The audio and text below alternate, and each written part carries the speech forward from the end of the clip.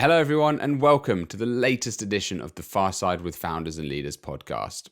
I'm your host, Rupert McSheehy, and this time I'm joined by John Readman, who is CEO and founder of Modo25 and a SaaS company, Bosco.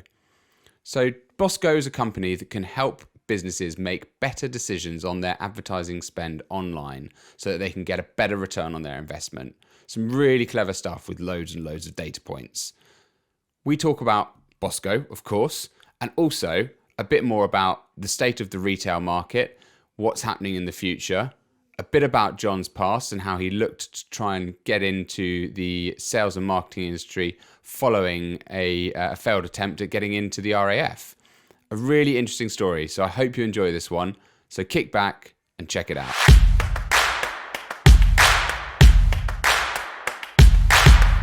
Hi, John. Welcome to the podcast. Well, thank you very much for having me. That was great to be on. Really great to have you on. So thank you for giving up your time to talk to me today. So it'd be great if we could start off by you giving I suppose a brief career history of where you are up to now from starting out. And I say brief history. I know there's a smile on your face because there's a lot to sort of cram into that sort of time. But give everyone a bit of an overview as to who you are and where you've come from. Actually the pictures behind, you'll see planes. So I was meant to be an RAF pilot, but the RAF and I agreed to disagree, and I left. That's the short version. And I got into technology and sales in London and the internet back in '97. So, and then it's sort of, I've always been involved in fast growth businesses. I don't know if I've just been lucky and I've joined fast growing businesses or they've grown fast because I joined them. I think it maybe is a little bit of both, but I was always in sales and marketing. And then I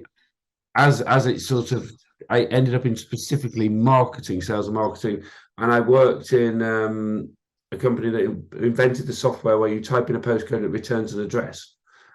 And at that point in my career, I realized the value of creating a software business. I've always been fascinated with, well, wouldn't it be great if I could create something? And that business was called QAS, Quick Address Systems.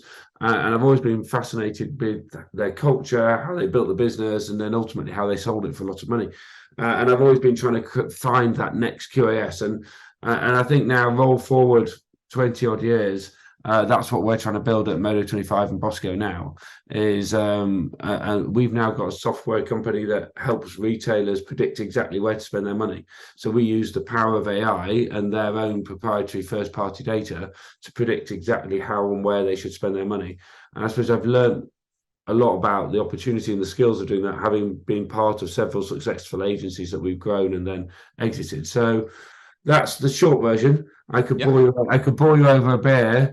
And I suppose in the middle of all of this, you can also see the bikes. After exiting a research laboratory, I set up a cycling holiday company where we help people organise mass participation in charity rides.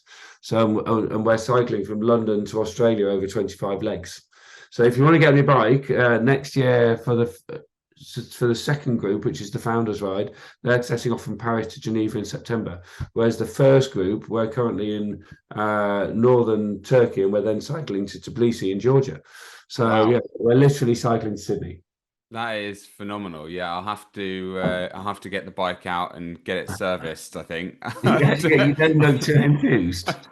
I've got lots of bikes in the garage. The one that I tend to use is one that I tow my son around on. Where we've got this little tandem clip on the back, and I would not be doing any sort of sponsored ride with him on the back because he's not very good at pedaling and he's heavy as a 4-year-old. So I think also those tag along things are quite heavy themselves as well.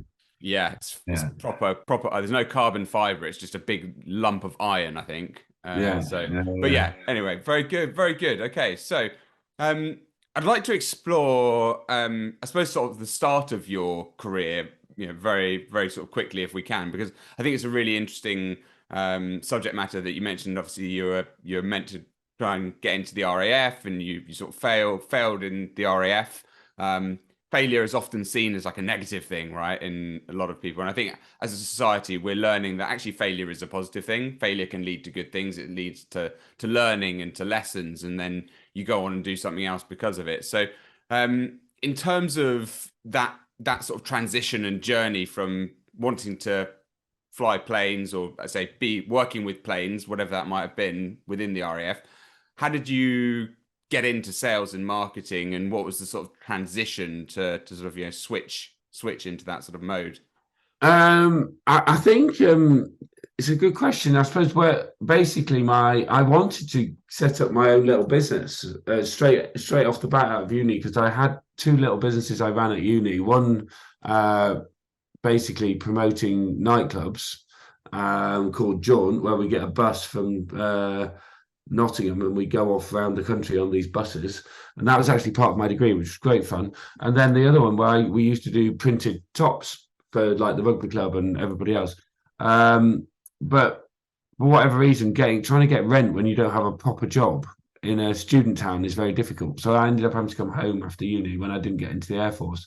And my parents wanted me to get out of Yorkshire. I think they were trying to get me to go to London, so they started trying to charge me rent, and I was a little bit upset about that. And I went to see my uncle Philip, who lived in London, and said, "Look, Mum's not being very nice about this. She's really disappointed I'm not joining the Air Force. Can you help me out?" So I literally turned up in London. And you're probably too younger to remember this, but there used to be these free ads. Like, I think it was it Loot?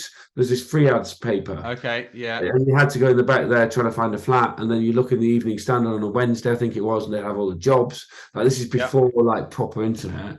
Yeah. And I found what looked like a really interesting grad job. And I applied for about 10. I also applied to like the Yellow Pages and loads of other different things. Anyway, it was actually the third job that offered me, I took, and it was an American IT training company that was launching in the UK. And the reason I got into, I suppose, IT sales and marketing was my dad was like, "Look, you're good at talking to people, you get on with people, and you're motivated by money. So I think sales and marketing might be a good thing for you." But before that, I'd never really thought about anything apart from being in Top Gun. So that was me. Yeah. So, but yeah, so it was, and I suppose I hadn't really thought about it, but going through university, I always had a bit of a side hustle going on, just because I always wanted to be able to afford extra things in life. So yeah, so it was, I suppose being candid, the other challenge about having this potential job in the Air Force is I didn't get the A levels or the degree that I should have got. Yeah. Or was predicted, right? So I'd wake up in the morning and look out the window and clear blue sky, and you've got a choice of double statistics with Professor Brian, or you've got a chance to go flying and get paid. And yeah, so you go flying and get paid, wouldn't you? That was 100%. Yeah, and so I didn't maybe go to university as much as I should have done. So my degree wasn't quite as good as it could have been. So I did. I suppose the other thing, as I'm saying, is I couldn't have gone and been a consultant, or I couldn't have gone and done all the different jobs that a lot of my friends did. So I wouldn't say I fell into sales because I chose it. I did. But yeah, it's been a really good journey, and I think everybody's selling something all the time, and I think some people forget that.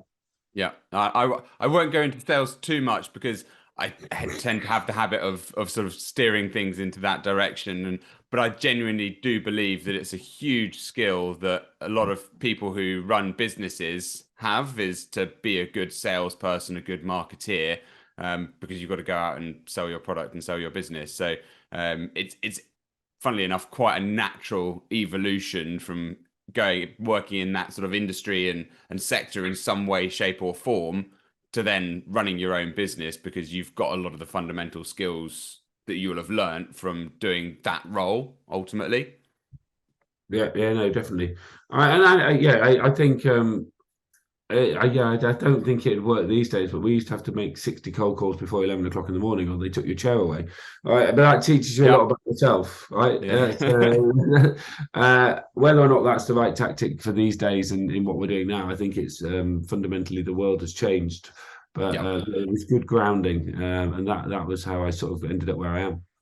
It's very different these days, isn't it, in terms of the ways of working. That's sort of similar environment to where I cut my teeth in the sales world was, yeah, making X amount of calls and then you can have your chair back, or you could take your tie off on a hot day if you'd made X amount of sales calls. So we're in a different world now, and there are different ways to do things, and probably better ways to do things as we've evolved as people and trainers and leaders and everything like that. So.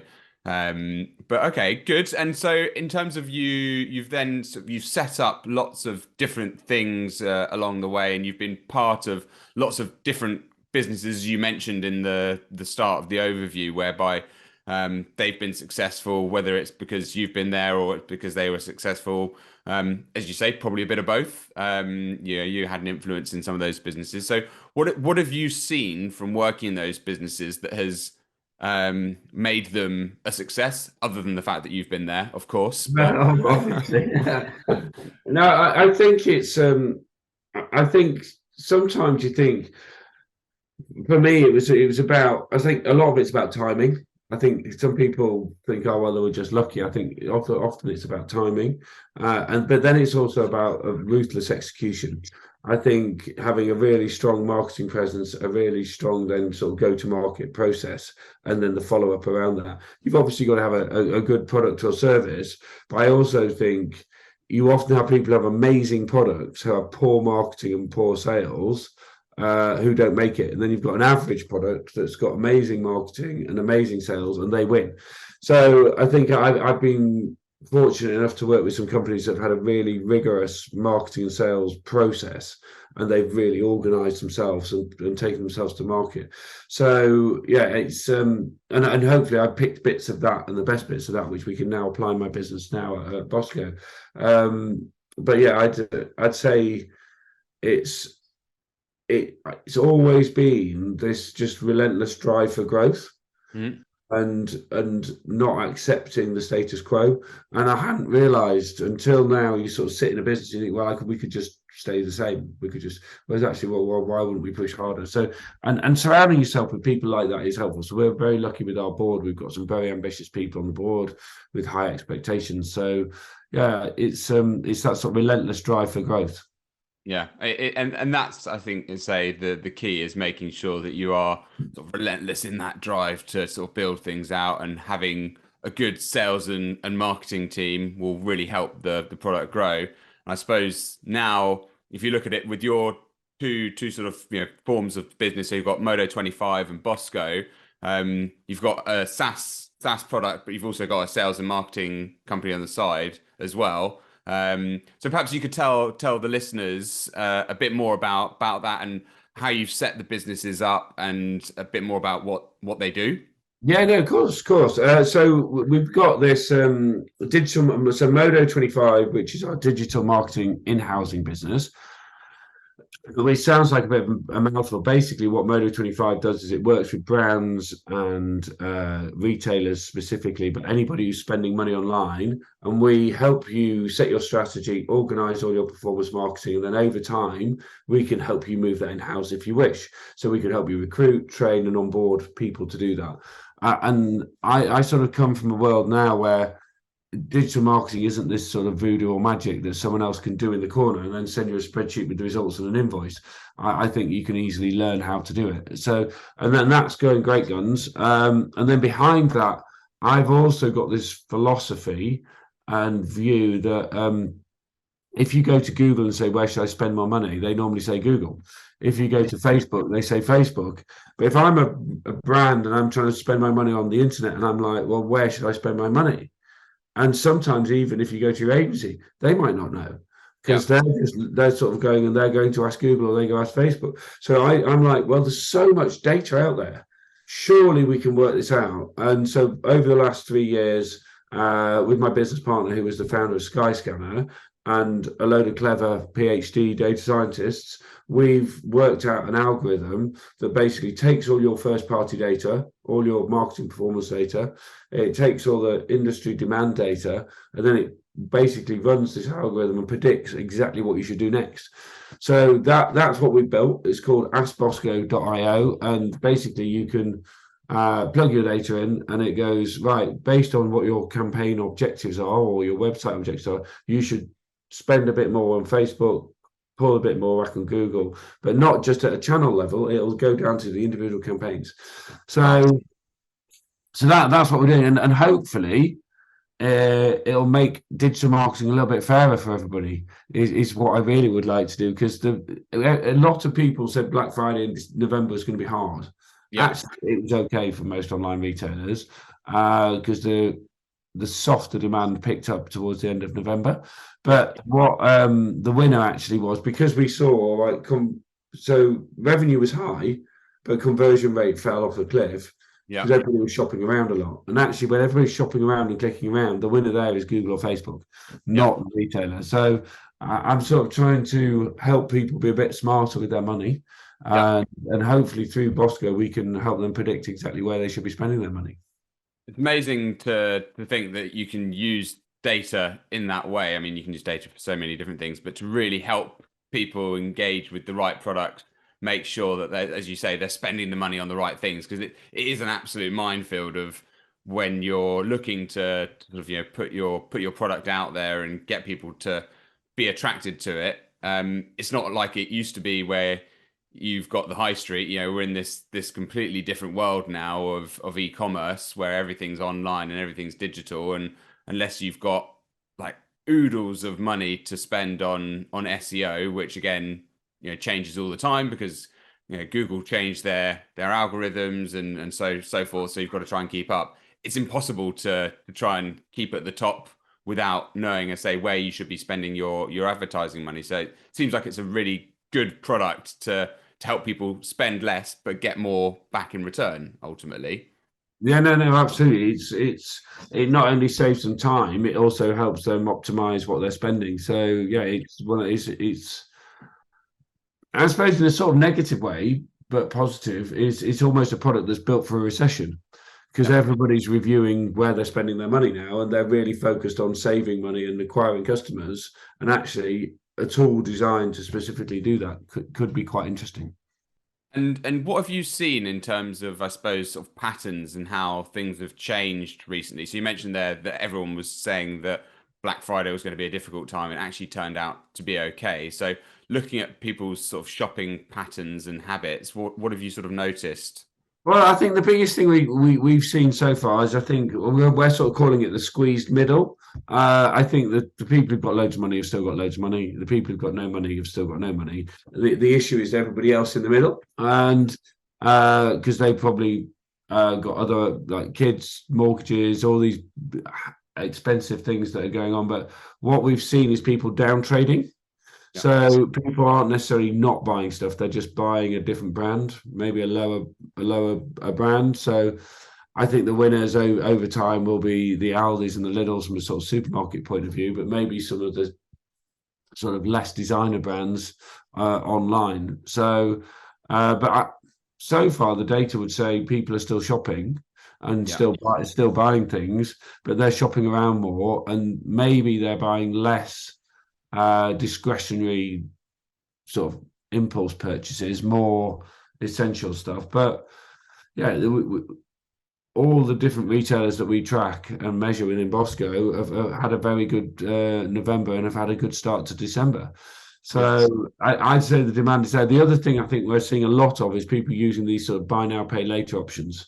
A lot of people are using different financing options. So I think you need to be able to offer those as a retailer now, and people are trying to spread the cost of Christmas, really, and that's what they're trying to do. Well, obviously Klarna started a lot of that, didn't they? But then you've got the likes of Apple, who have just created their own buy now, pay later product, which is it's probably bad news for the likes of Klarna, because if you're buying stuff through your mobile phone, which predicting that most people probably are shopping through their phones these days, you've got a product that's ready to go through Apple Pay, that you don't then have to sign up the retailer with them. Yeah. So and again, if you're on your phone and you have the option to pay on Apple Pay, why wouldn't you? It's like done. It's so easy. Frictionless commerce. I don't know why everybody doesn't offer that, because it's so quick and easy. And But yeah, you're right. Everybody's almost, it's like, are Apple a technology company or are they going to become a bank? It's everybody's becoming a bit of everything. So Well, they all like again, Amazon do the same things. I'm sure you know all of this and seen all of it. But and Amazon are a prime example of that frictionless sort of retail process whereby you just buy something at the click of a button. You don't even know you've bought it. But then when you want to speak to someone in customer services or log out of your account, it's absolutely impossible well, I think to. Amazon's interesting though, because they were going to do this thing and they weren't allowed to do it in the end, where they were going to send you boxes of, we think you're going to buy this next, Wow. Okay. right? Really Yeah, interesting. and if you don't want it, send it back. But if you do want it, we'll bill you in like 2 days or whatever. Keep it, or however many days. But they just thought that that was like what. But they've got so many data points on what we're going to do next. It's absolutely fascinating, It's and mental. it's pretty. They're pretty good at their sort of predictions. But it's and also I think Apple now, sorry, Amazon now. We automatically assume it's the cheapest, but it's not necessarily. I've been doing quite a lot of testing of like, is it cheap or not? But because it's easier, and I know it's just going to turn up tomorrow, I still pay. I'd rather now pay a little bit more just for that peace of mind of not having to put my credit card details in again, not having to know whether it's going to turn up or not. So they've really, by nailing the logistics end of it, that's how they've won online. And actually, you look at the UX of their website; it's terrible. Right, Yeah. it's like really old fashioned now. But it works, and people know how it works. So an It's like amazing story. it's like a lot of these things. You look at some of the stuff, the UX and the UI with Apple, and I think that people think it's a good UX and good UI, but actually it's just good because it's what we know. Right? Yeah, There's like we've just become accustomed to it, rather than it being super intuitive. They've done a good job. They've captured the market and managed to sort of get us all buying a lot of the products through their platforms. yeah. It's a bit like Google's getting quite a lot of stick, and I often give them a bit of stick. Is like they own 90. I think it's what 95% of search marketing in Europe, right? So Mm. they basically own search and the data. And is that fair? Here's one question: should they be allowed to do that, or is it just because they created the best search engine, which is probably? But if you want to sell stuff online, you have to give Google money. You don't Yeah. have a choice, right? That's they literally. It's like one landlord owning the whole of Oxford Street, Yeah. and would that be allowed? And then they control the rents. And I don't know if that would be allowed in a physical world, but that's basically what's happening on the internet. And nobody really looks at it that way. But or is it fair enough because they built the best tech and the best user experience? So Yeah, I suppose it's 50-50, isn't it, in terms of the way it goes? Yeah, I'm very, very quick to criticize a lot of these things, but then we use them every day. Google being, as you say, a prime example. I'd use Chrome over any other platform, as would most people. I think I still laugh about the fact that last time I spoke to Microsoft tech support, they asked me to open up Chrome. So, yeah, well, yeah. surely I should be opening it. You should be saying, should I open up Edge? And they said, no, Chrome works better. Open up Chrome. It's like, wow, even Microsoft employees are getting us to use their platforms instead of their own. So it is an absolute monopoly. But as you say, they've got the best tech. So should we be too concerned because they've got the best tech?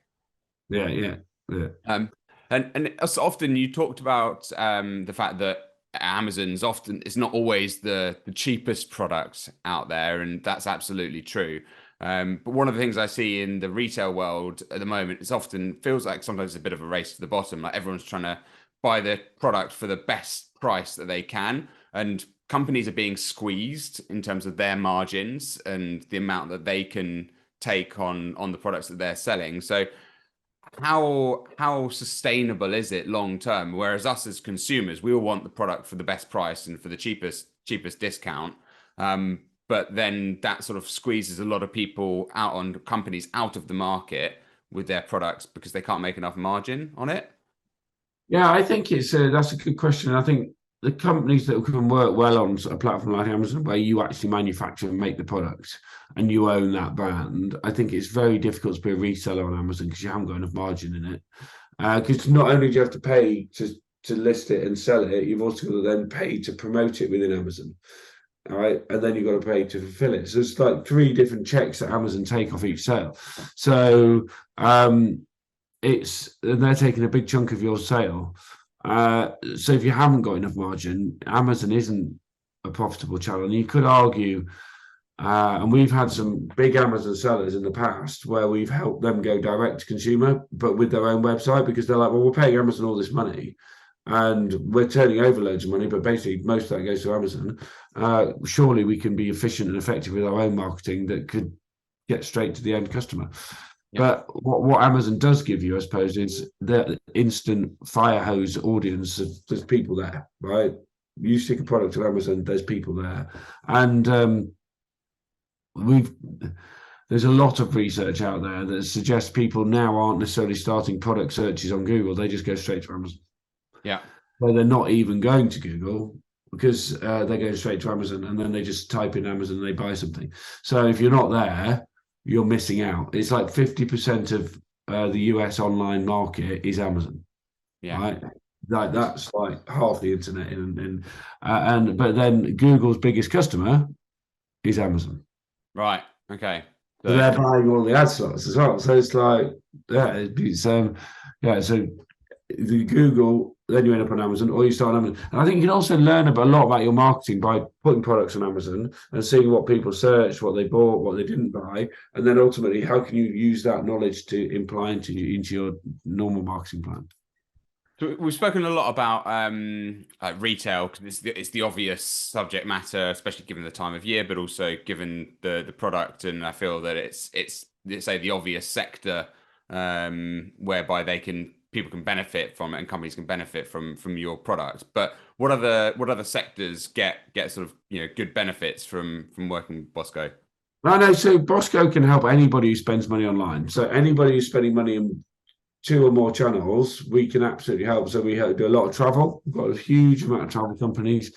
We've also got a lot of sort of busy B2B lead gen businesses, or almost like insurance type things where someone goes and fills in a form, presses a button, then it goes into a CRM. So we've got a lot of different types of companies like that, as long as we can measure the traffic and then a conversion and then put an associated value to that conversion, Bosco's algorithm can help them predict where to invest their money. So but I don't think retail was not sort of obvious choice because it's tough at the moment. There's a lot of squeeze on margin, and the demand is dropping. But yeah, it works for anybody who's spending money online. Nice, really interesting that it can be helping more people across the board. And how did you sort of come up with the idea of Bosco? In the past, I've worked in lots of different marketing agencies, and we've sat in meetings, and everybody goes, "Well, how much money should I be spending?" And we'll go, "Well, we'll go find out." And then you get some clever maths guy to do some spreadsheets. And I'm like, "Well, surely we." And I've always had in the back of my mind, wouldn't it be great if we could just say, it's like there must be, and I did maths and physics and stuff at school, and I'm like, there must be some sort of normal distribution curve of where demand, there must be a point, like the optimal point on that normal distribution curve for demand versus their price of their product. Surely we can work this out. And you go speak to people, go, yeah, well, we can't get the data out of this platform, we can't get the data out of that platform. I'm sure it can't be that hard. So I've just, ultimately, I want to try and help people make better decisions with data. So, and I also don't like, to sort of one extent, is the dominance of these big advertising platforms have over people, right? So is there a secret pocket somewhere that we can find where there's a rich scene for a client? Whereas I think, because a lot of people have got addicted to just spending money with Google, right? That's what you do. It's like the white elephant in the boardroom. Well, we spend 200 grand a month with Google, but that's what everybody does, isn't it? And I'm like, well, do you need to spend 200 grand? Could you spend 150 grand and put the 50 grand somewhere else? So that sounds a bit sort of altruistic to go out on that mission, but I wanted to make it a better and more informed decision for the digital marketing teams or agencies so that they can spend the money with a bit more knowledge. And I thought it could be done.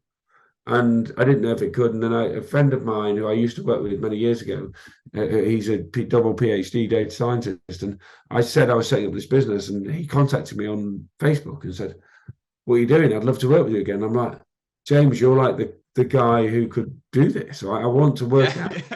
I'm like, I want to work out where somebody should spend their next pound. And he goes, that's a good question. And he goes, well, you need a lot of data. And we started sort of over a period of a month or so working out, could it be possible?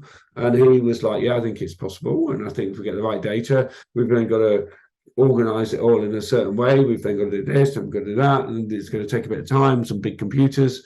And that was 2.5 years ago. So, and now we are where we are. So, yeah, it's been a fascinating journey. And what's interesting, I suppose, where I thought it'd be brands and retailers buying it more, it's actually agencies. Agencies want to use it to validate what they're doing, but also to do stuff quicker. Okay. And I hadn't thought that. I thought agencies wouldn't want this because they'd want to pretend they're doing it themselves. But actually, most agencies are super smart and they just want to use the best tech that's out there. It just shows that not everyone, whilst we all sit here and go, yes, you should spend your money doing this, that, and the other, without data and analytics on it, none of us really know. And as you say, a lot of the time, the agencies are the sort of smart, savvy ones because they know they can use it as a sort of added value when they're doing their sort of pitch work to people to say that we can help you predict your spend by using your platform, which is really clever in the background, working all out. Yeah. And so you guys are obviously, you're still fairly early on in terms of your sort of journey as a SaaS business, 2 years into it, as you say. But what's sort of next? Where do you go from here? Well, I think the big thing we're trying to do at the moment is crack our partnership model with agencies. I think that's and work out how we can sell to one agency that then gets us 10, 20, 30 clients. And then also is America. I think just the sheer volume of people and businesses, and also they're the biggest spenders online. And I think in certain verticals, because there's so many people searching for stuff, if you're average, it still works. Whereas in the UK, there's a lot less people searching and there's a lot more competition, so you've got to be really good. So we've sort of trained our algorithm on the UK. If we can then go deploy that into America, I think that could be really interesting. So that's sort of like the next 3 years. Yeah, it's huge market, huge opportunity. Nice, very good. Well, John, it's been an absolute pleasure having you on the show. I really appreciate you giving up your time this morning to come and talk to me. I'm sure if people want to come and talk to you directly, firstly about Bosco, then they can reach you on sort of social media. I know you're pretty active on LinkedIn. We'll have sure your details flashing up at the moment, coming across the screen. And if they want to talk to you about things like sort of Ride25, right? No. If anybody wants to cycle to Australia to help raise some money for the kids in Uganda, that would be awesome. So either ride25.com or askbosco.io or modo25.com. But or find me on LinkedIn. I'd love to connect. Lovely. Well, look, thanks again, John. Really appreciate your time. Excellent. Thanks for having me.